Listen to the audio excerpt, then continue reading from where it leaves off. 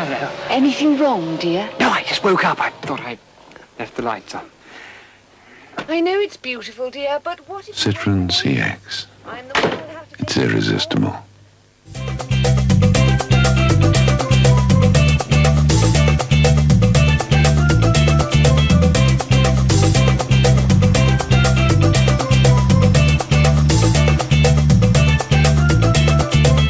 Hey there guys, and welcome back to another FPV guide video. Today we're going to be taking a look at a completely different type of drone. It's actually very much like the other video drones, but it's made by Parrot, and as you probably heard me say before, Parrot is the French video drone maker that is kind of a little bit like the Citroen CX of video drones, because as you remember from the AR drone and the Bebop, they kind of go their completely own direction and making some really cool, very different designs. And there's a lot of people that swear by the Bebop drone because of the way it flies, how quiet it is, and just its overall personality as a drone. So Parrot are finally back with a new drone hardware design, and that is the ANAFI, at least I think that's how it's pronounced, which again is completely different.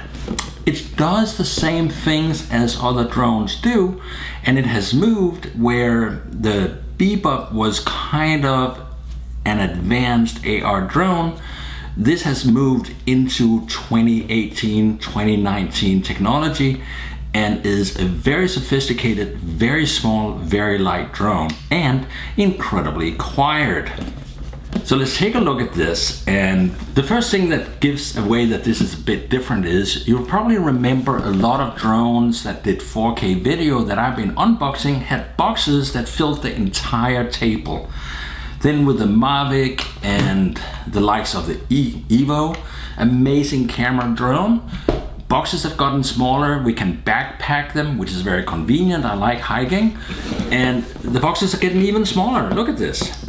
Breathtaking 4K HDR video and also a 21 megapixel camera, 3-axis image stabilization. Let's crack this open and see what's inside. So opening this up, look at that. This really tells you they're doing things quite a lot different. Not so much for what we find in the box, but much more for what we don't find in the box. Take a closer look at this. The only things you see in here is the controller and the Parrot and a box of spare propellers. And you know my feelings about spare propellers. There should be a law against selling drones without spare propellers, because you just got flying when you nick a prop and now you're out looking for your first set of props. Box of spare propellers keeps you going longer. This should be in every box out there, so thumbs up to that one. Let's take a look. Here is the drone controller. There's nothing else underneath it. It's a super compact little design here. This up here is the antenna, and you want to make sure this is always pointing directly at the drone. Real quick look at the controller. Here you can see we have the 2 sticks as usual. We have the return to home button right here. And down here we have the launch and landing button. Up on the shoulders we have controllers and shutters and whatnot here, and nothing on the bottom. So let's come back to this one as soon as we take a look at the drone itself.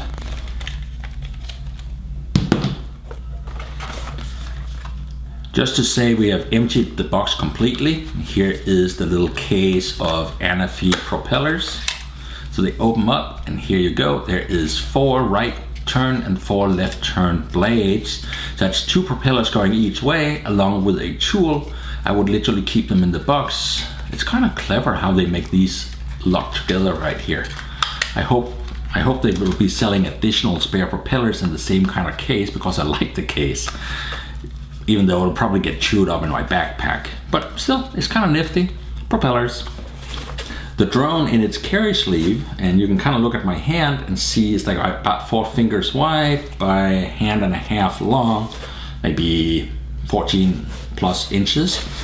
And down below this here, we also find 2 pieces of stuff. It's like little pieces of booklets here, and if you bend it a little bit, we can get it out of this sleeve. On top is what they call the super quick start guide.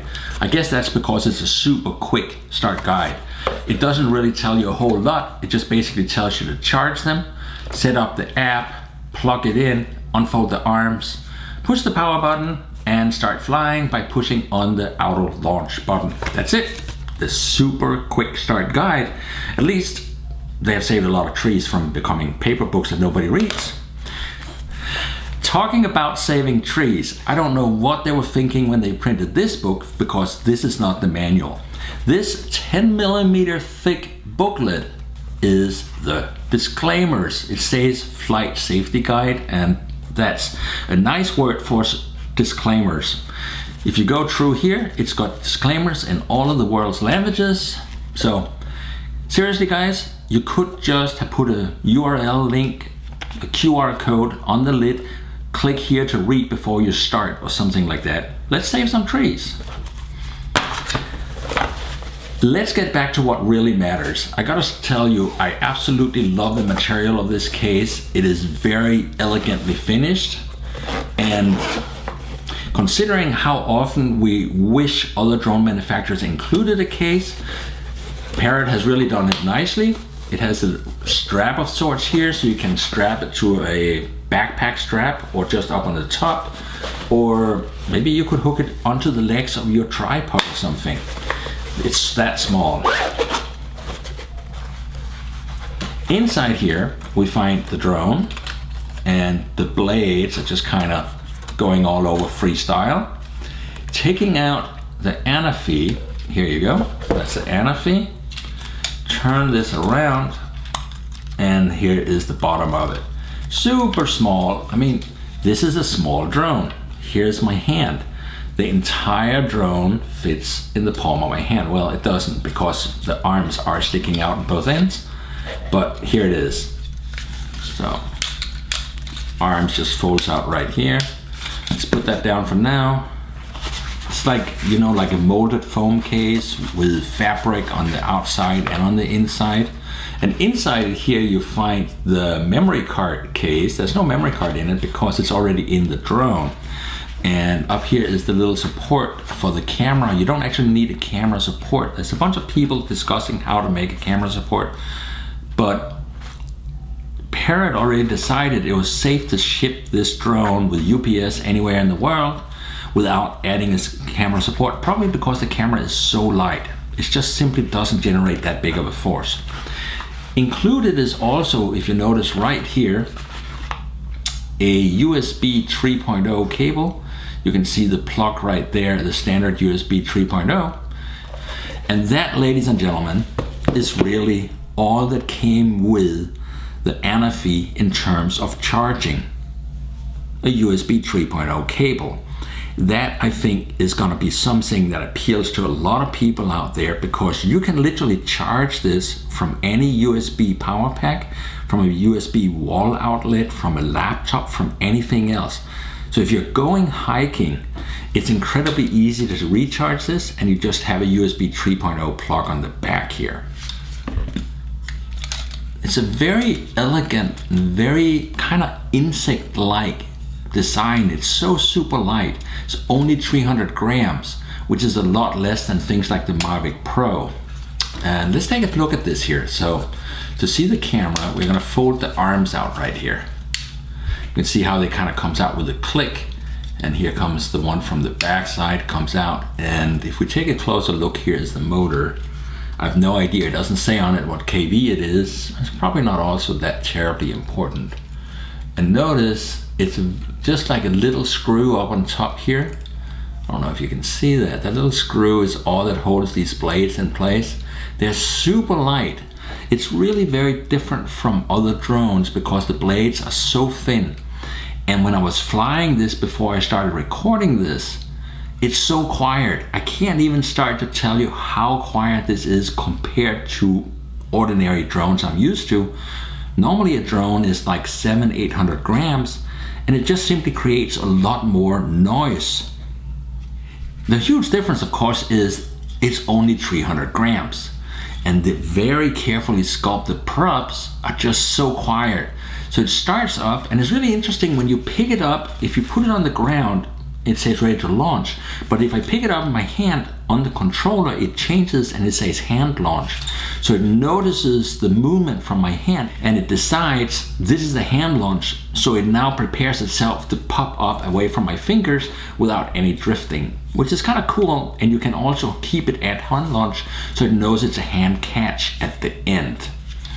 The plastic arms are definitely light. You can see they're a little bit flexible, and before I've been skeptical about flexible arms, but I gotta tell you, having flown this back and forth, I suppose because it's only 300 grams, I had absolutely no problems. I did powerful pitch and roll moves and had no problems at all. There was no tendency to vibration in the motor, self-vibration, which probably is also because the prop is so small, and with the very, very small load, because of the weight, that simply isn't the problem. It's very easy to fly, very quiet, and the weight and the feeling that it's small and the low sound is actually much more important than you might immediately think, because for other people standing nearby, it is completely unthreatening. People were simply not going, oh wow, there's a drone. They were just kind of looking at it, it's quiet. They were not afraid. I kind of had to ask them to back off and not reach for it.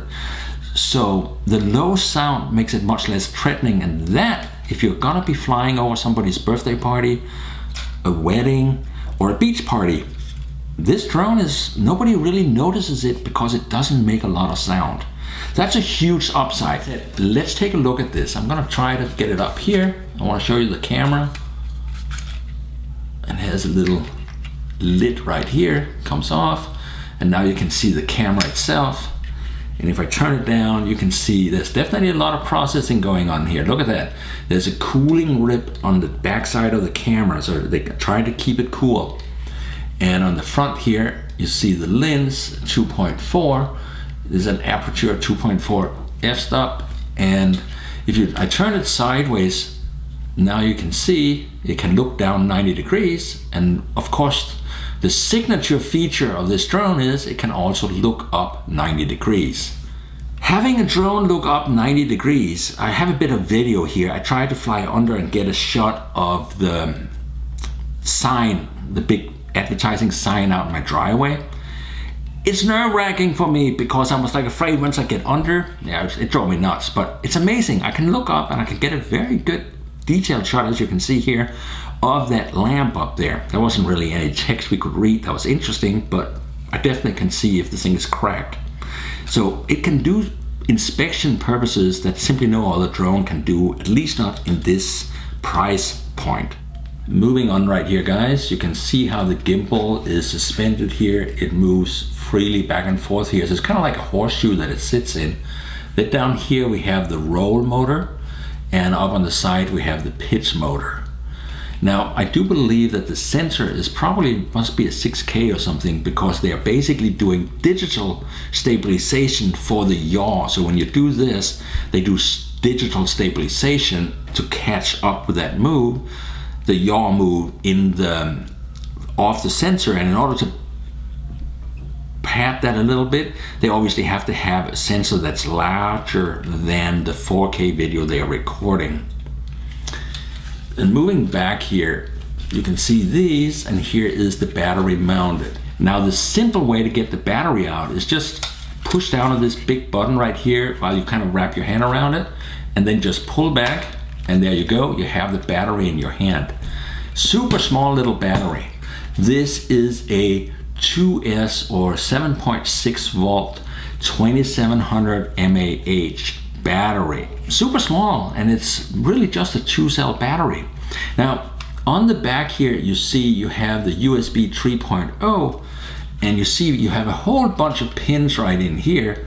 So when we connect the battery into this, we actually are also able to read the memory card through the battery. So we can plug this in, power it up, and you can read the memory card directly to your MacBook. I tested it and it works just fine. Now, talking about the memory card, we're used to having a little push in and out spot out on the side here, and Parrot have decided to do it completely different. They're using a typical holder here that's used for equipment that's supposed to hold a SIM card, but really not without removing it. If you push To open it up, you have to pull down on it, and then you can fold it open. Whatever you do, do not use force on this, as if you break it, well, then you broke it. I can of course remove this SanDisk micro SD card. So I'm just taking it out right here. You can see super small little, and I can put that into the supplied mini SD card or the SD card adapter and read it from my laptop that way. That was what I was doing until somebody told me that you can read it through the USB port. So put it back down, it kind of pops into place, and then you close the lid and push it upwards, and now it's locked in place. With it locked back in place, it's basically sitting inside the drone, and apparently Parrot did not really intend for users to remove that, but simply leave it there and download the video either using the USB 3.0 or using the app. So I'm popping this back in, and here we go. Let's turn it over.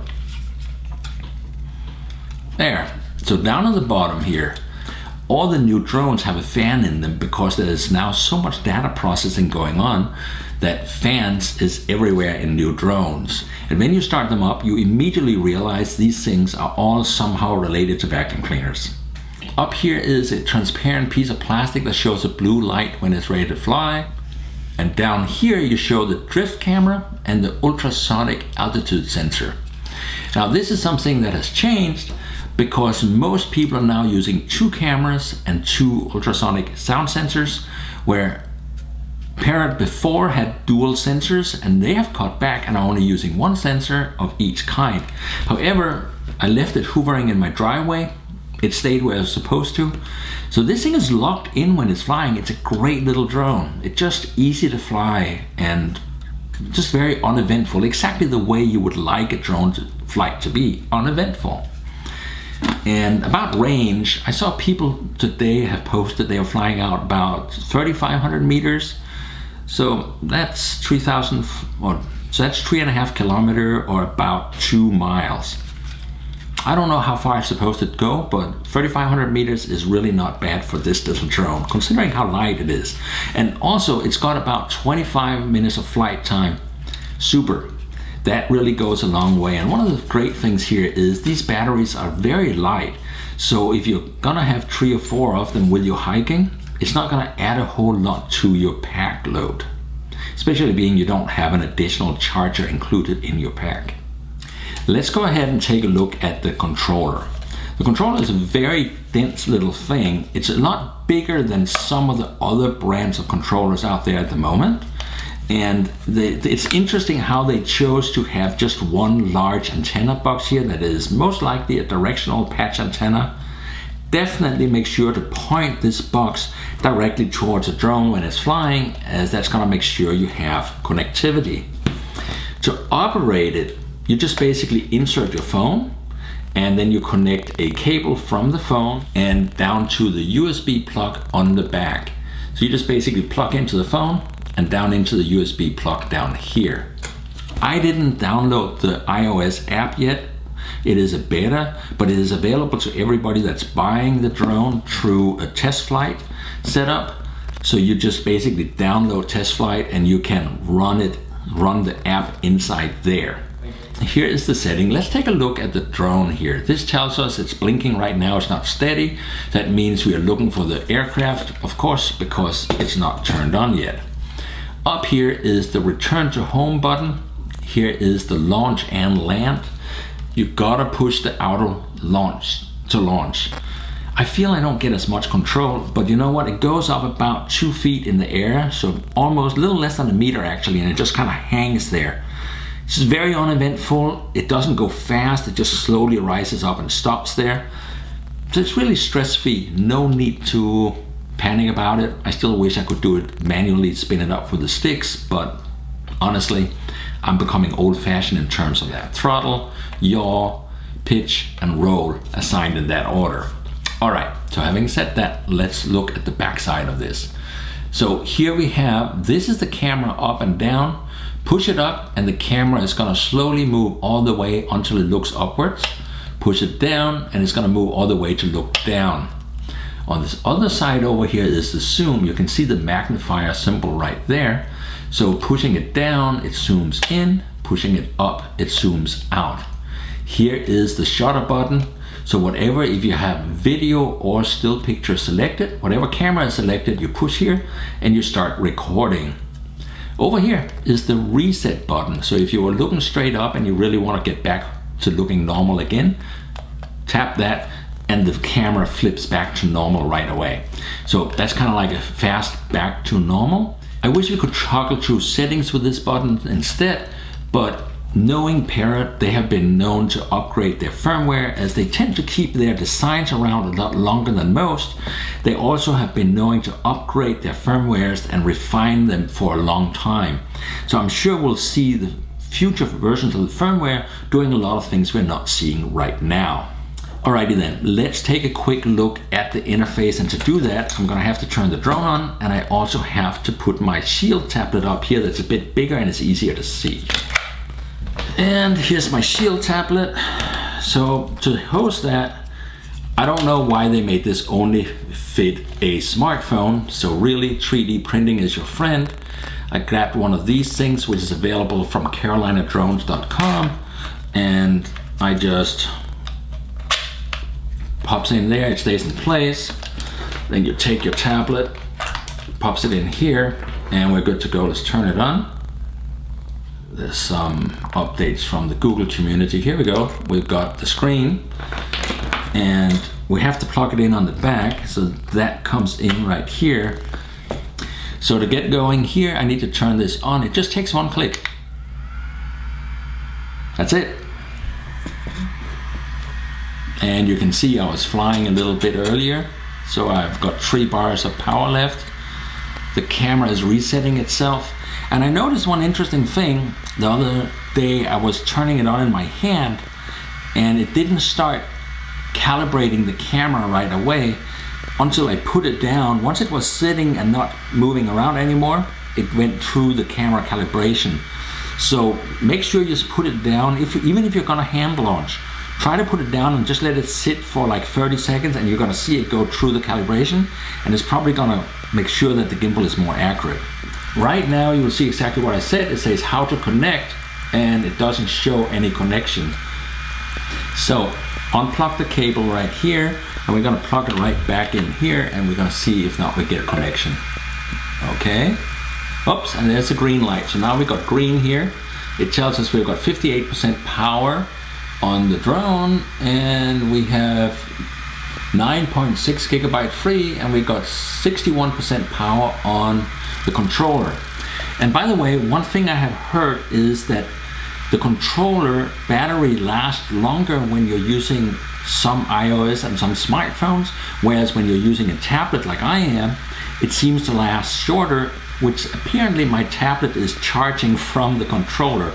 That could be good if I wanted to keep the tablet charged. However, it's not good for the longevity of the controller's battery if I'm gonna fly a lot of batteries with this thing. In order to get follow me and waypoint modes, so here's the different plans we can buy, we actually have to go in and tap on them and buy them. I'm gonna go back out. Since I haven't bought them yet, I wanted to show you guys how the setup works before I go in and start buying them. So to go in and fly, we have to click here where it says fly, and now we get the usual shot. You guys have seen that before. My dirty, messy studio in the background and a camera right here. So there's nothing you haven't seen before here, guys.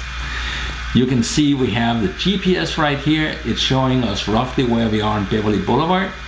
Over here is the TV, a little FPV wing, and a FPV guy t-shirt. You know, all the important details. And there's also the Carolina Drones Mavic Air. Guys, if you haven't been to the carolinadrones.com website yet, Frank started his drone business after we met. And the main reason he started his drone business was because he got so sick and tired of customer support in other businesses. And he said, somebody can do this better. And I said, well, why don't you? So he did. And that's really one of the things you've got to check out Frank at carolinadrones.com, simply because he provides that customer service and he cares for the customers. Don't take my word for it. Check him out. Give him a call. Ask him his opinions about what drones you want and the thoughts you have. Bounce them off him because he knows his stuff and his guys knows their stuff. Looking at the interface now, you can see here we're ready to take off. Up in the main menu here is the meters per second. That's your speed. You have your height in meters. You can change that to feet. Here's your distance in meters. You have the controller, battery, and you have the aircraft battery. I wish they would give me remaining minutes, but they don't. Here's the GPS. It says red GPS for both the controller and the bird. So it's red and red. That means you can't do follow me and it cannot do return to home because it doesn't know where the controller is dynamically. Make sure both of those are green before you fly. Do not attempt to fly until they're ready. The settings here just gives you some very rudimentary settings, and this is where I change the sticks. So that's up in the corner here. Let's go down to the flight mode. So right now it says manual flight because we have no GPS. The speed here, there's two speed modes. It says film. I can now select between manual flight, or I can select between film or sport. If I go over to sport here and click like this, then it now says sport here, which moves a lot faster. I was having fun shooting videos. I'm gonna go back to the hare, or rather the turtle, which is the film mode. Here's the piloting modes. So you can do cameraman, you can do smart dronies, that's such as it has a couple of built-in dronies, so selfie shots you can select from the modes here by going into that.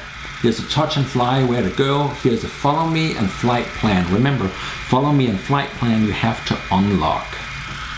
All right, go back out here. I like manual flight and cine shots. So here is, you can do a 360 object.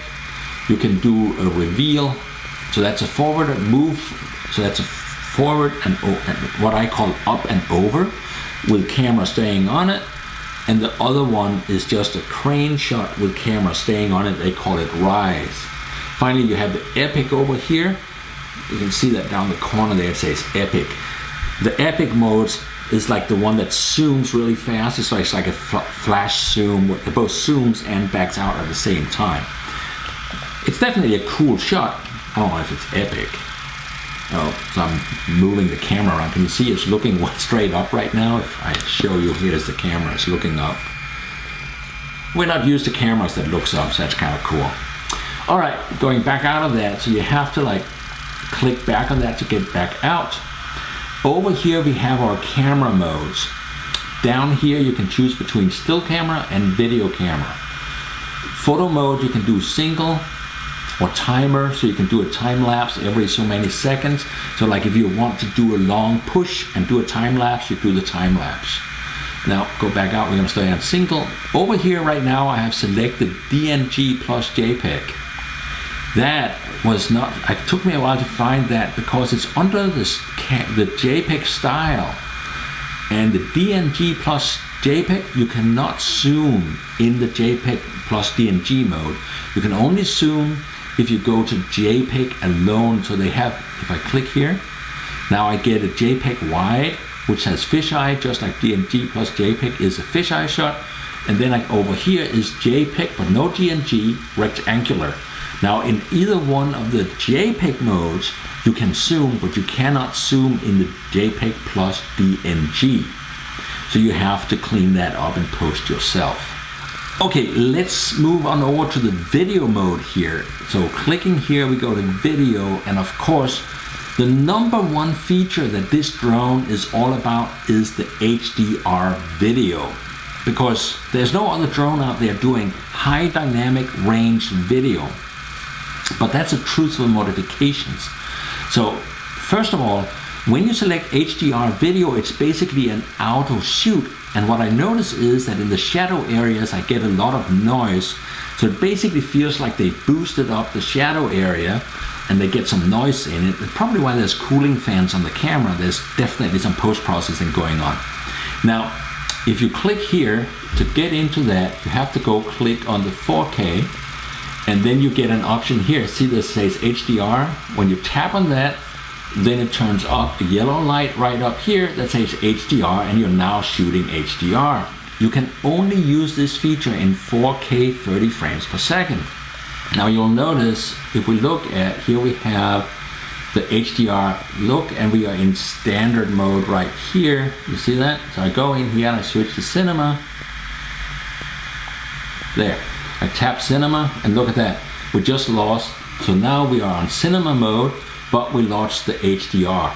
So you cannot actually use a color grading or a look profile in HDR, which is very unfortunate because it's very flat. Parrot, we need to be able to apply some looks to give it a sexier look, because flat video is just, well, flat. On the upside, you can grade this and put some punch on it in post, but because they have already lifted the shadows, there's a lot of noise in the HDR file, so it's not as easy to grade as we could wish. Parrot, you guys have to fix that. Give us some profiles so that we can adjust this for much cooler looks, because everybody's going to be writing about shooting HDR on the internet. So there you have it, guys, the new Parrot ANAFI with HDR video, and it does in fact shoot HDR video. And I was kind of wondering if you guys have any experience with HDR. It's typically shot by doing 2 or 3 shots, a shot for the sky, a shot for the middle, a shot for the shadows. You blend it in the computer, and then you use some color profiles to get these really cool HDR looks. I did some testing here, and I did the step wedge profile, and here's the shot I got. And you can, what I basically found out was that regular video from this without the profile is about 7 stops of dynamic range, which means it's not a particular high dynamic range camera.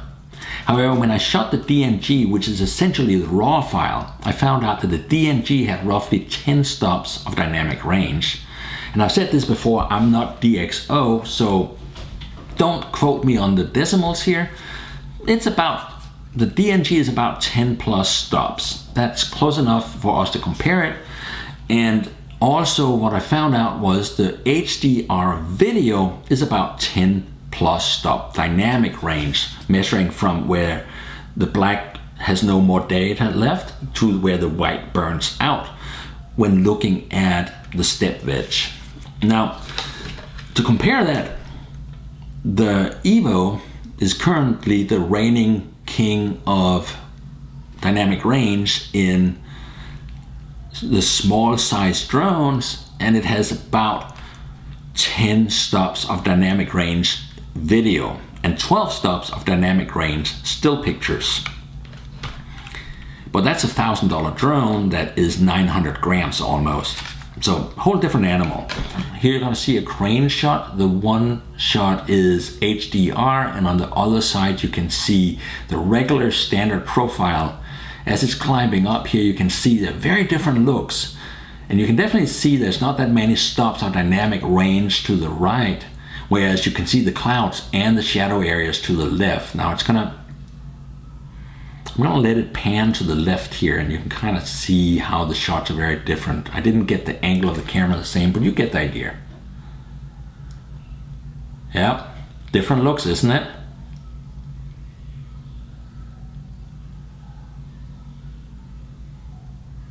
Yeah, so as I said, I really like the HDR, but it's definitely a different look. It's not the same, and you need to be aware of that, because otherwise you might end up being disappointed.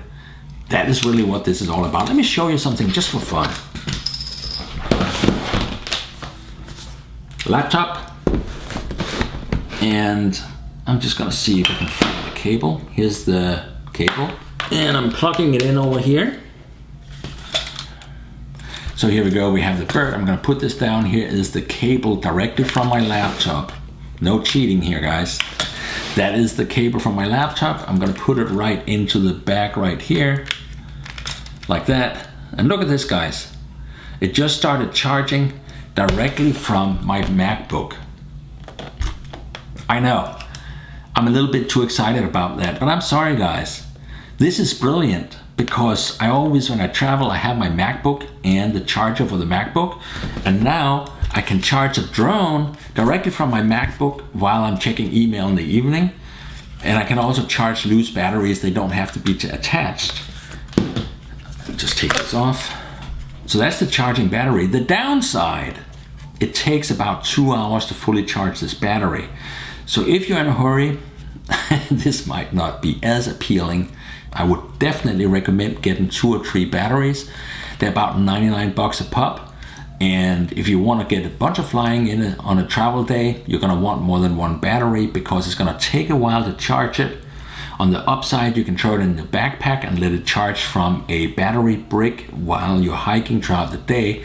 And if you do that, you can probably get away with just 1 battery simply because there's still almost 25 minutes of flight time in 1 battery. And honestly, when I'm like hiking or traveling and you want to get like a push or a crane shot at a cool location or over a village or something, you don't need 25 minutes. You fly maybe 5 minutes and then you're done, you're landing. Throw it back in the backpack and plug it in and keep it charging again. That's all there is to it. So with that, you may not need additional batteries. So there you have it. The Parrot ANAFI.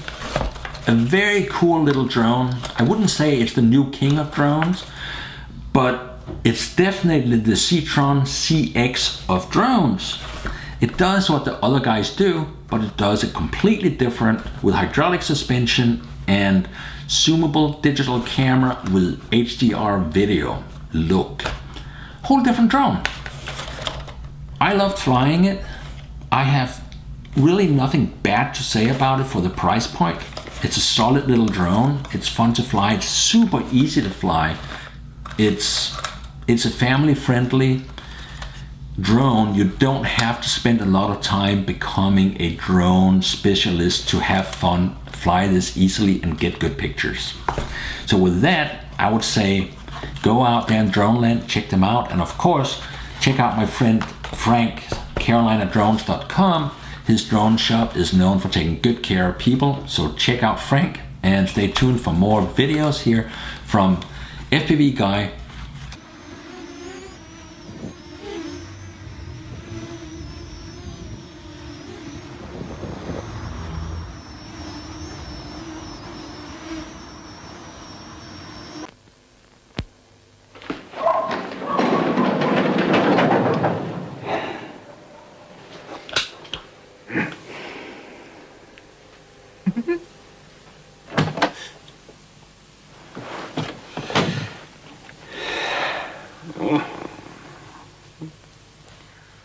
Power steering into 5th. Fingertip controls. Oh. Hello. Anything wrong, dear? No, I just woke up. I thought I'd left the lights on. I know it's beautiful, dear, but what if... Citron CX. I'm the one who'll have to take... It's irresistible.